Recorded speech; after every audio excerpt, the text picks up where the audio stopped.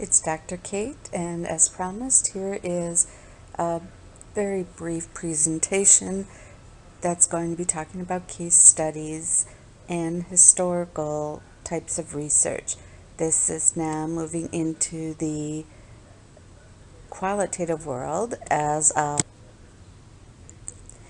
between researchers and styles, there is what I like to call the inherent struggle because of the different ways of looking at the world as a researcher. Those who prefer the quantitative method, which would be using survey, maybe experimental, maybe doing quantitative type of content analysis, were called quantoids. So the number crunching style ends up that you can survey, for example, a lot of people and know something about a larger group. That's what I have here written. You can know very little about many with that style. The qualitative folks, who we affectionately call qualies, end up using much smaller sample sizes, so they'll go into far greater depth or detail, but it's on so few. So the folks that like to do quantitative, like I do, would basically make fun of the qualitative folks, saying, well, you know a whole lot, but it's not really about more than a handful of people, so who cares what you find? And again, it's usually related to who trained you, what overall style you end up going toward. And that's what I mean by we tend to favor a side. So I was trained at Marquette from actually my husband as well as another professor, and it was all in the quantitative style. And we'd spend time, making fun, of course, of the other side because we think we're superior, as I'm sure qualitative folks think they are superior to the quantitative people. And because of this, we all have kind of built into our research style these biases about what is important. In my world, what's important is that we know at least more information about lots of people versus just going into depth with a few. And we do think that our superiority in the quantitative or qualitative world kind of negates in a way what the other folks are doing. And in truth, that's not the case, of course. But that's how we operate in our worlds, I guess, to justify the way we go about doing research.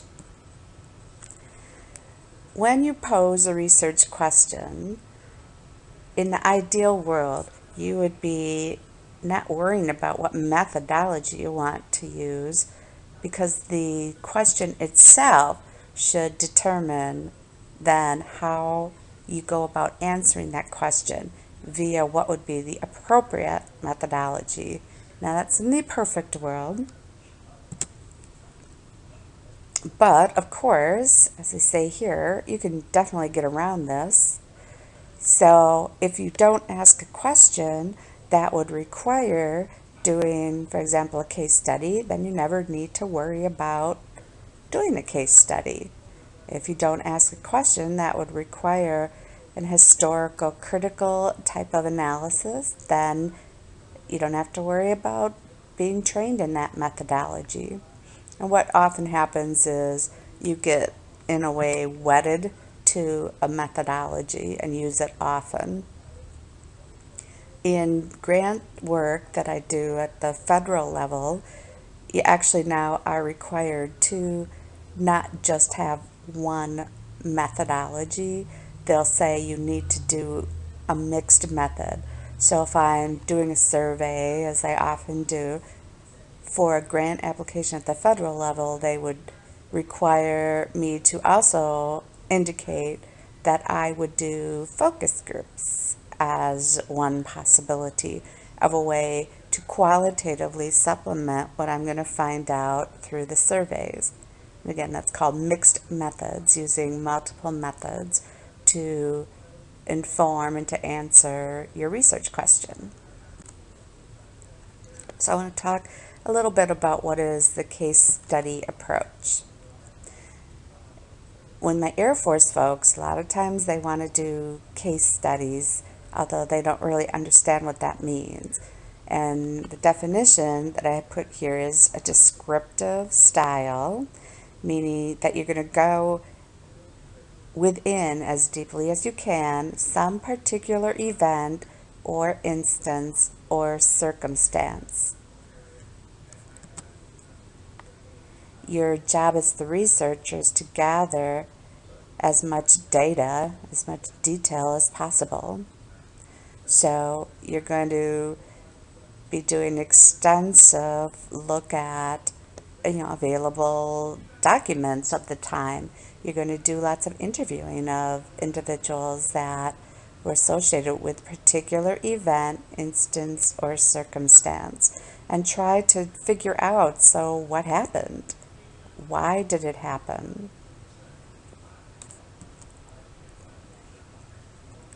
And usually these case studies have to do with a relatively short period of time. So let's say, one that was done quite a bit was the Exxon Valdez. There was an oil spill. And as a case study, you might do the actual event and maybe 6 months thereafter and look at the organization, Exxon, and what occurred because of that terrible oil spill. So what are you trying to do with a case study? You're trying to objectively record what happened. So in a way it is history, but you aren't part of that history. You're not within, you're the recorder of what's going on. Now, of course, people who are, if you're doing interviews, giving you information, they may be giving you biased information, but your recording of what they're saying should be objective, at least as much as possible. And certainly if you're looking at documents and the like, you can be relatively or reasonably objective in reviewing them. Really one of the goals of the case study is, in a sense, like lessons learned. So what, given this happened, now what?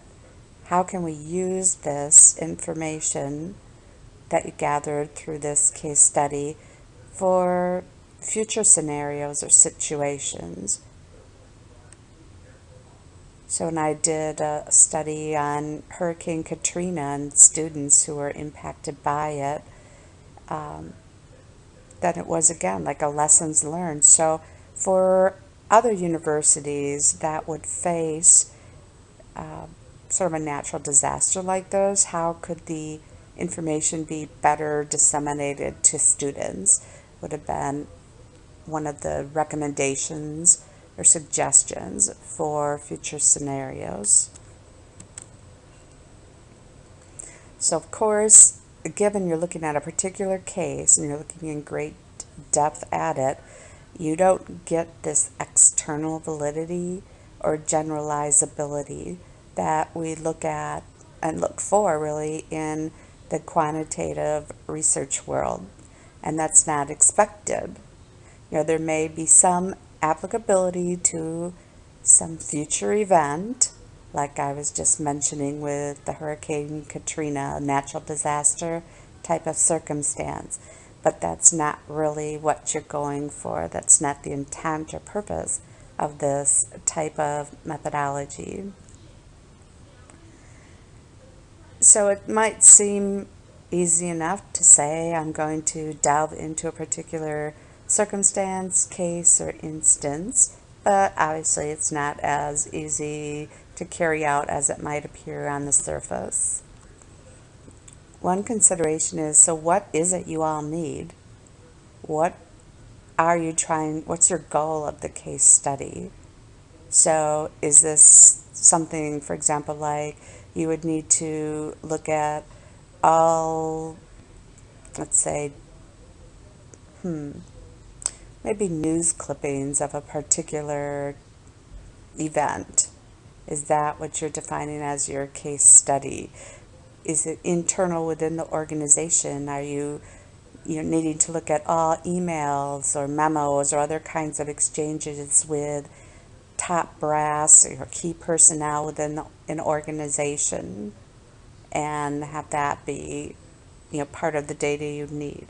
Do you need to talk to everyone possible?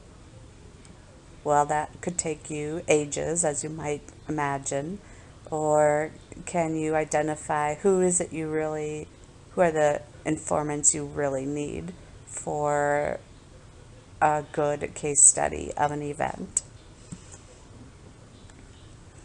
Now, thanks to the World Wide Web and search engines and all that good stuff, we can end up getting just overrun and overwhelmed with data, reports, studies, documents. So that's why I call it a blessing and a curse.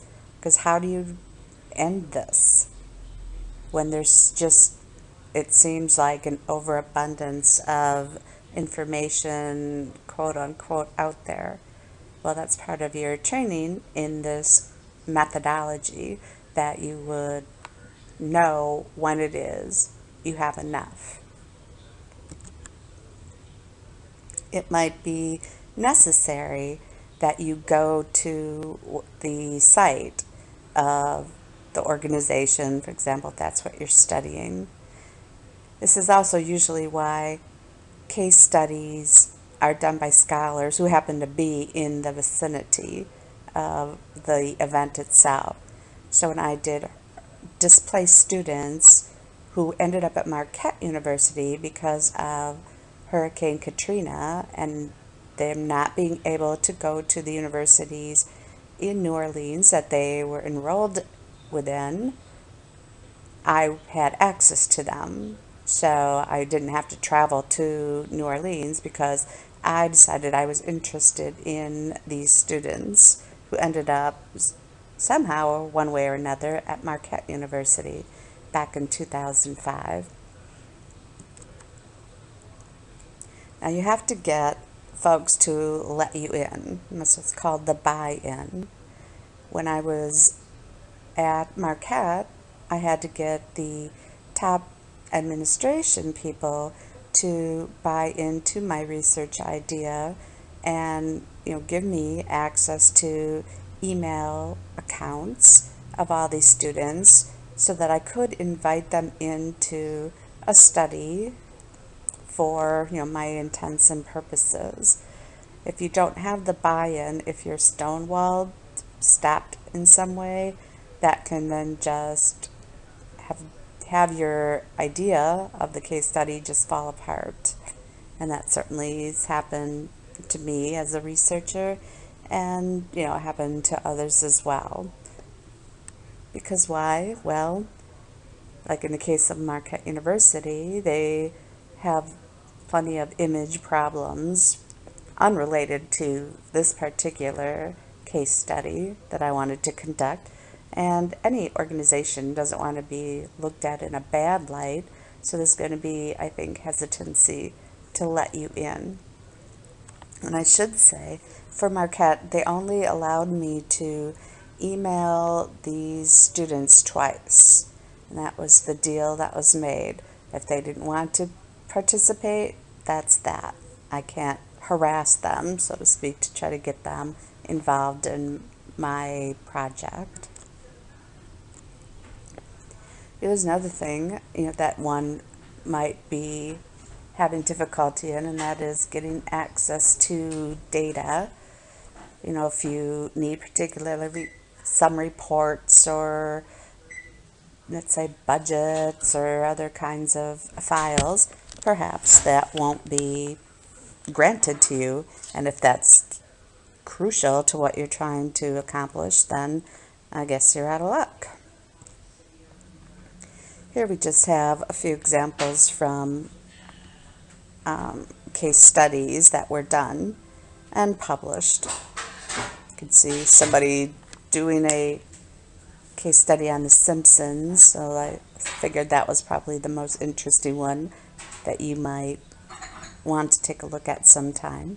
But you can see here they're looking at the script writing for The Simpsons in particular. 9/11 is definitely a case study kind of ready-made event, so tragically enough. So there's plenty of ways you can go about that. I mean, it's so huge. You can see the top example was related to the memorial and focusing in on plugs as the case study. The middle one is related to news and how Islam was framed, meaning presented, on network news broadcasts, and so on. You can't do everything on such a huge event, so you focus in on something smaller, more manageable, as these examples show.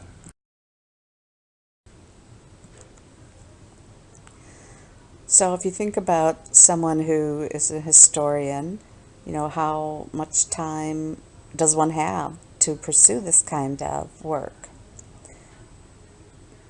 People who specialize in this, not just I am a PhD in history, but even in the communication field, folks who like to do this historical, critical kinds of research, that could take, for their dissertation, several years, and then the expectation would really be that you don't write an article so much as you write a book.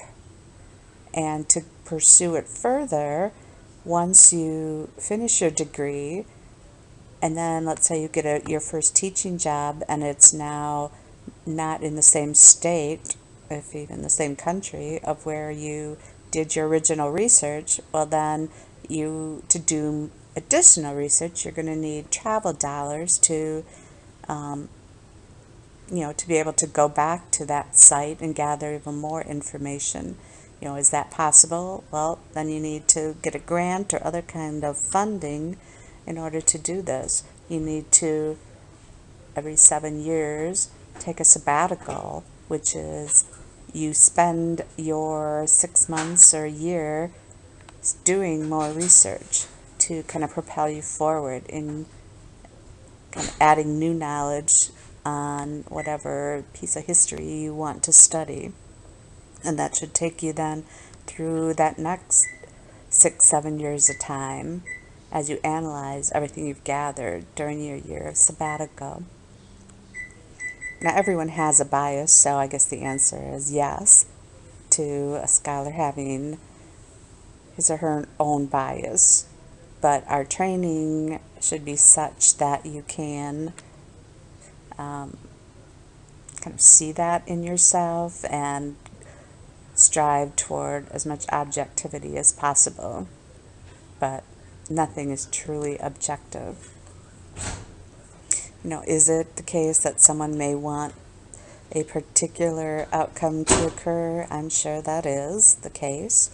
But that's why we go through peer review process in journal articles, and we go through folks who are going to review books, editors and others reading it for those purposes, to gather from other eyes their opinions on the quality of the work that the researcher has produced.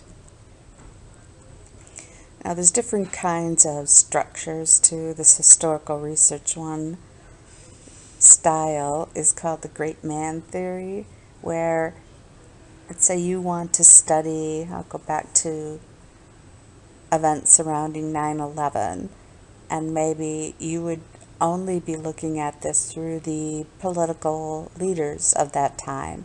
say in the United States, George W. Bush, and perhaps, New York City mayor in office at the time, maybe other key political figures in Middle Eastern countries, or maybe with our allies, and maybe that's your angle. That's called the great man theory. The idea being how those folks reacted is how you want to structure your research. Maybe you would want to analyze an historical event on economic theory, meaning how does this impact the fiscal solvency of a country. So during the time of oil crises, for example, that would oftentimes be analyzed through the dollars.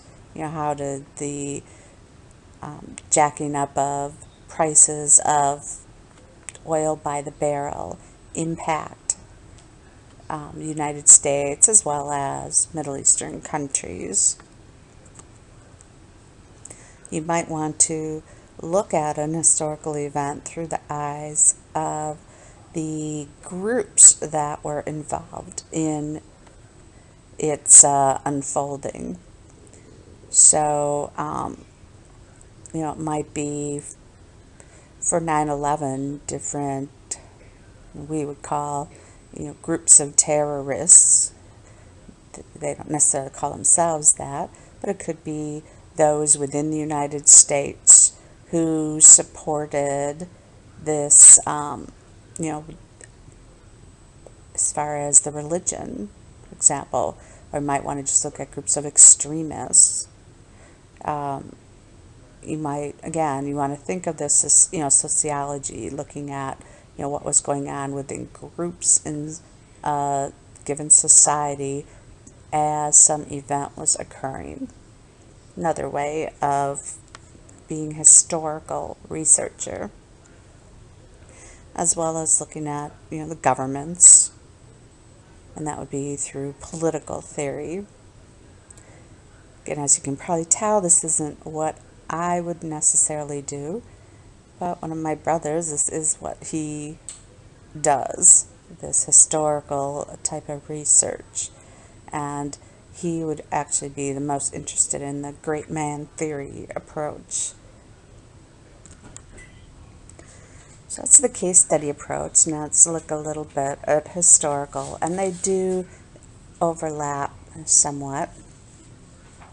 As you can see, I have the definition here that it's study of people and events, usually trying to explain what happened and why it happened.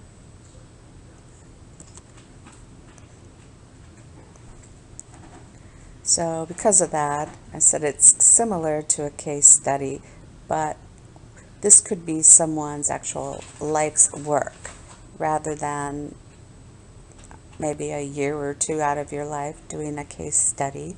This could be your piece of the research world that you will study and maybe publish along the way, but you will never, in a sense, be done with whatever the project is that you decide to do. And like with the case study, the goal is to be accurate in your summary of what's happened. It can be an individual, it can be a given event, or a longer time frame that you want to explore as the researcher.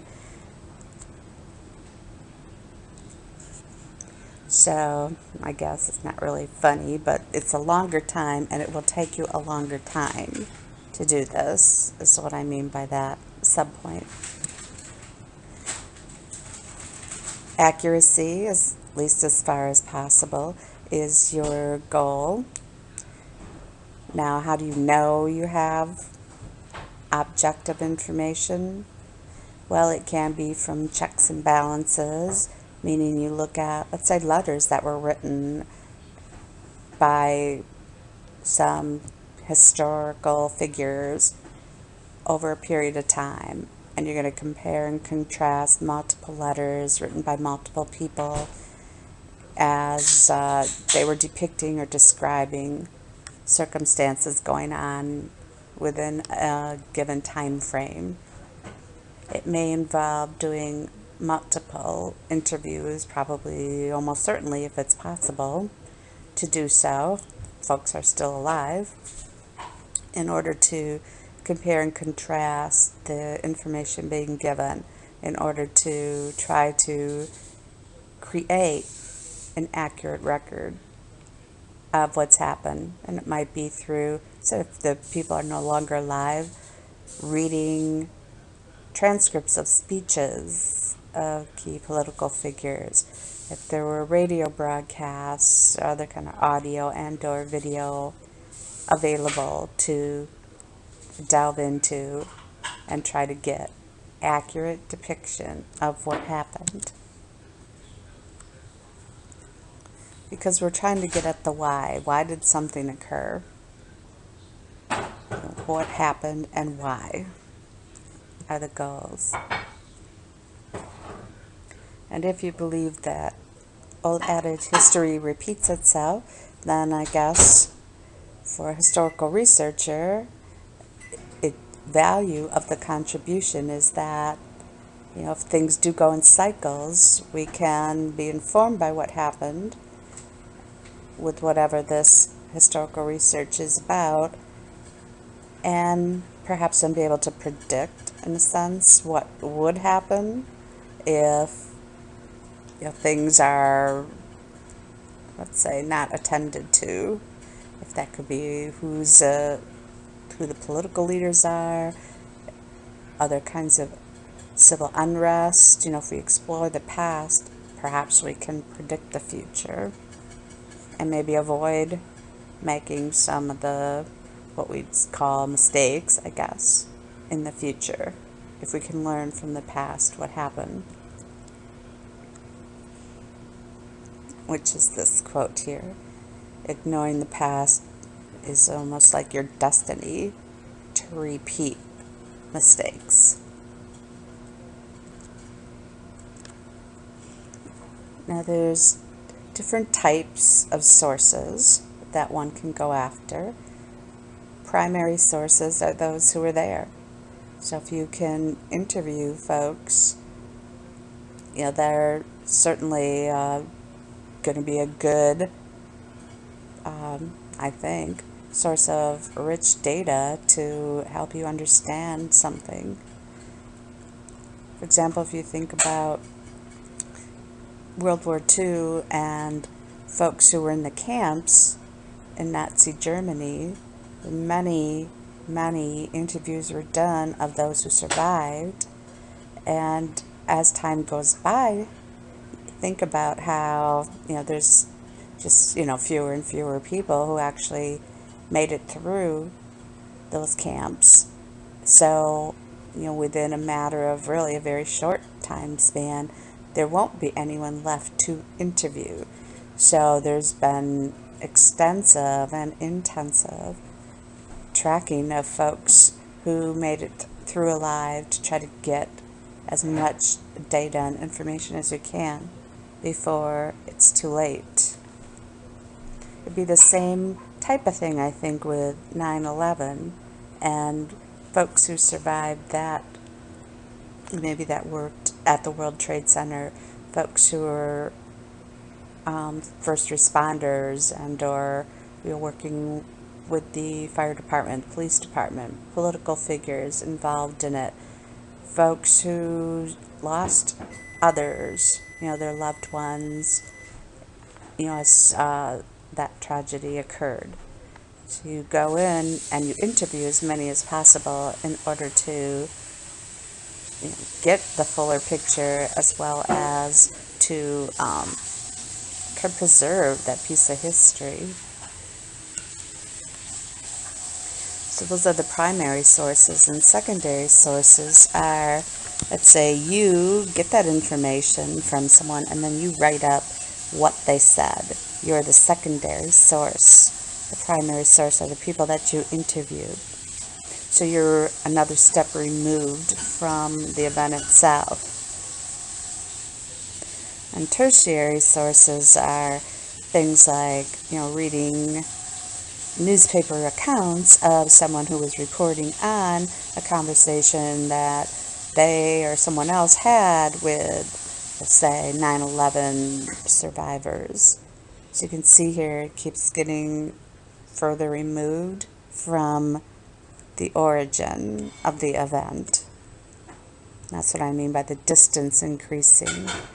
And some might say, well, then it gets less and less accurate, but, in truth, your primary source may be giving you inaccurate information. So just because you have a primary source doesn't mean that you're getting the true picture, because everything's running through someone's own personal interpretation of the event. And even you, as the researcher, what you choose to ask and not ask is, obviously going to skew the information that's given. So while I think, it's somewhat fair to say accuracy decreases the further removed you are, that's not the only reason that something may be less accurate. It can just be who you choose to interview and their biases, or just really over time what you forget about.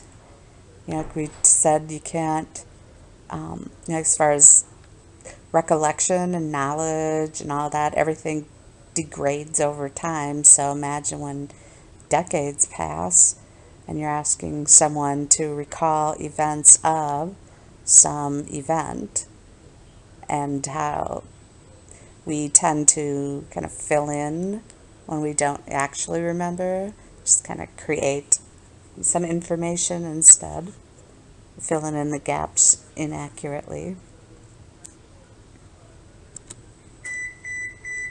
So what are some problems with information? First of all, can you get people to talk to you? Same thing like I mentioned before with buy-in. Maybe some people related to 9/11 say they were in one of the towers and escaped. Maybe they just don't want to talk about it. It's so traumatic. If it's records you want to get, maybe of phone calls that were made that day, are the records still available? When I work with the Air Force, there's a lot of issue with classified information where they call it for official use only. So if that's the case, it can't be used for research that could be presented to the general public. And, there's all sorts of things that I'm sure we're not even aware of that have gone on that are considered classified materials. So we just don't have a full picture of it. Now, some of you are probably aware of the Freedom of Information Act, which allows reporters to request the release of records, public records. Again, there's classified materials that just won't necessarily be released in a timely manner or ever. If you've seen that movie Argo from last year, that would be an example of the event that was depicted in that film had been classified until the Clinton administration. So it took a long time for what happened to actually be known, made known to the general public. This is again related to the curse of the internet, as well as just what records there happen to be available. Before things were digitized so often and stored electronically, records are just kept in warehouses and other ways, maybe not organized particularly well. So what is it you need? Where is the information? If any of you saw Aaron Brockovich, that'd be an example of, looking, digging for records that may end up not existing anymore. It could be conveniently lost or shredded, burned, just disposed of in some way. Obviously, things that others key to the historical event did not want to have released. How many people do you have to talk to? Again, this, if you think about it, a researcher, this could take their lifetime. And then what happens when some of the key sources pass away before you got to talk to them? Well, then you're missing that piece of the puzzle.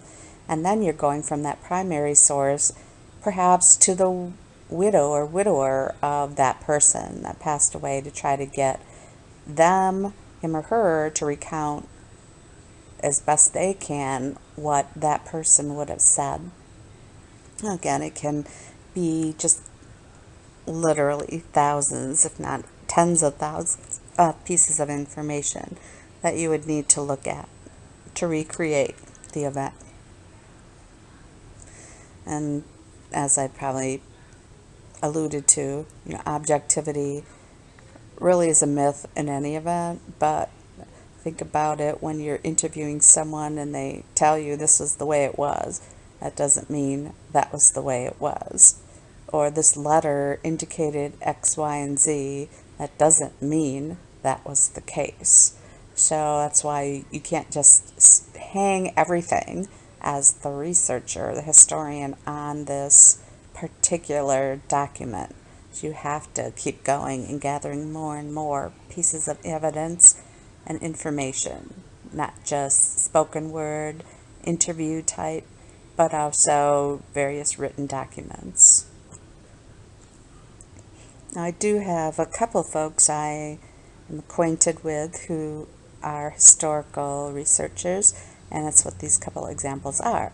And the first is someone from Marquette who spent and continues to spend his research life looking at the speeches of Lyndon B. Johnson, obviously the former U.S. president, and that would be great man theory. And he's analyzing everything there is out there, communications, primarily speeches, but also some written text as well. Someone who I work with now as part of the Air Force, he looked at Japanese internment camps during World War II. That was really his line of inquiry as a historian. And he wrote a number of books. One was kind of a takeoff on like Windows for Dummies and those type of books you've probably seen. And it was World War II for Dummies, and he did one called The Vietnam War for Dummies. I think that was his most successful book. But in any event, why I'm saying taking down a scholar, when he wrote this World War II for Dummies book about Japanese internment camps, someone who read the book was highly critical of some of the information within this book and said about, I'm not sure why, but decided he wanted to discredit this historian. And a way to do so was, if you ever read these type of history type books, they will say they looked at a certain document.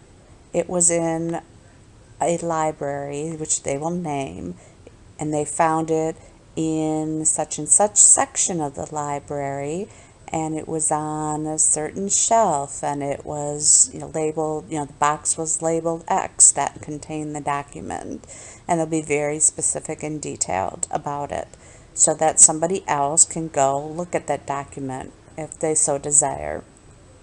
And as you probably can imagine, these kinds of historical documents aren't allowed to be taken out. If you want to look at the original, you have to go into like archives and collections in order to review them, view them yourself.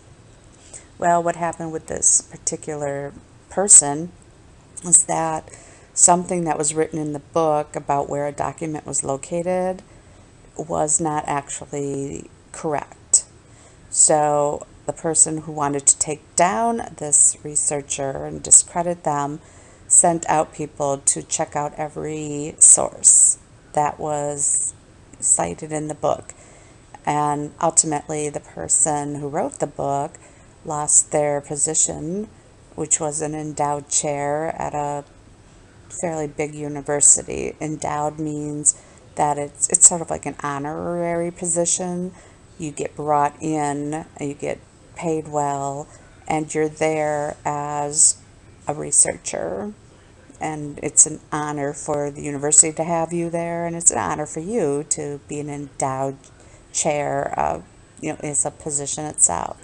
So he lost that job and ended up at the Air Force, which is how I know him now. So you might say people have too much time on their hands to want to discredit someone, and that's absolutely true. And it's part of the problem. And everyone has inaccuracies. Every piece of data I've written up, every article has probably errors in it. I mean, I can virtually guarantee it. There are mistakes, and there's was no exception. But the university wouldn't back this person, and rather caved under the pressure this other scholar brought and publicized. So I guess that's an extreme example, but an example nonetheless. So here in a communication journal is something related to Clinton, looking at him in popular communication. Rick Perry, again, would be. Rhetoric is looking at the language. So that's what they're referring to here. We've got Hillary studies. When in communication, there are folks who just are devoted to looking at Hillary Clinton, and they call their work the Hillary studies. And as a historian, which is probably why this isn't something I like to do, you need to be very patient. Working on a single process for up to a decade is not really my cup of tea. Knowing when to quit is also something that there is no single answer for. It might be a clue. You have enough people that you're interviewed is when you ask an informant, so now who should I talk to? And when you finally run out of names, people aren't recommending you talk to, so and so. And when finally there's enough repetitiveness and in who you've already talked to and who people say you should talk to, that you're satisfied. Okay, I have finally enough interviews in that case. And again, this isn't trying to give you just a glimpse of what happened. This is to give you the story, the whole story. And that's what historians love, all the details. That's their part and parcel of what makes them the kind of scholar that they are. So being able to wait for who it is you need to speak with, or to wade through the documents that I'm sure pile up, is the style of researcher. And it's obviously not my style, because I know patience is a virtue, but not something I'm known for. So, at least in the research world. So I think that wraps up our discussion for this topic. And have a great day.